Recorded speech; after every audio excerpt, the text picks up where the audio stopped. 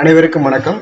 இந்த தயிர் பச்சடி அப்படின்னு வரும்போது நமக்கு நல்லா தெரிஞ்சு 3 வகை உண்டு. ஒன்று வந்து வெள்ளரி தயிர் பச்சடி, வெள்ளரிக்காய் போட்டு பண்ணுறது.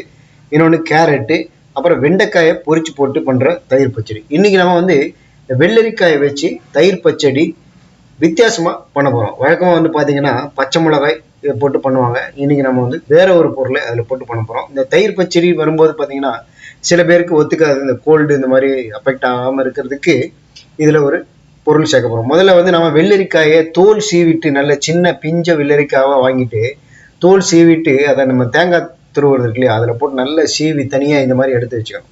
அதில் தேவையான அளவு சால்ட் போட்டு, இது வந்து பார்த்தீங்கன்னா பெப்பர் அண்டு சீரகம் பொடி, மிளகு சீரக பொடி இருக்குது பார்த்தீங்களா. பச்சை மிளகாய்க்கு பதிலாக மிளகு சீரக பொடியை நாம் இதில் தூவிட்டு கருவேப்பிலையை பிச்சு போட்டு நாம் வந்து அதில் கட்டி தயிரோ இல்லைன்னா கொஞ்சம் நீர்க்க இருந்தாலும் பரவாயில்ல, இந்த தயிரை மேலோட்டமாக அப்படியே நம்ம அதில் விட்டு நல்ல ஒரு மிக்ஸ் பண்ணிவிட்டு அதை சாப்பிட்டோம் அப்படின்னு சொன்னீங்கன்னா அது செம டேஸ்ட்டாக இருக்கும். இந்த மிளகு ஜீரக பொடி நம்மளுக்கு கோல்டு இந்த மாதிரி அஃபெக்டும் ஆகாது, அதே நேரத்தில் நல்ல டேஸ்ட்டாகவும் இருக்கும்.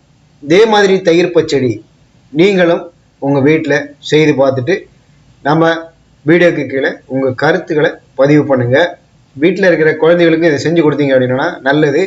ஹீட் பாடி இருக்கிறவங்க இதை அடிக்கடி சாப்பிட்லாம், ரொம்ப நல்லது. மீண்டும் அடுத்த ஒரு வீடியோ பதிவில் சந்திக்கிறேன். நன்றி.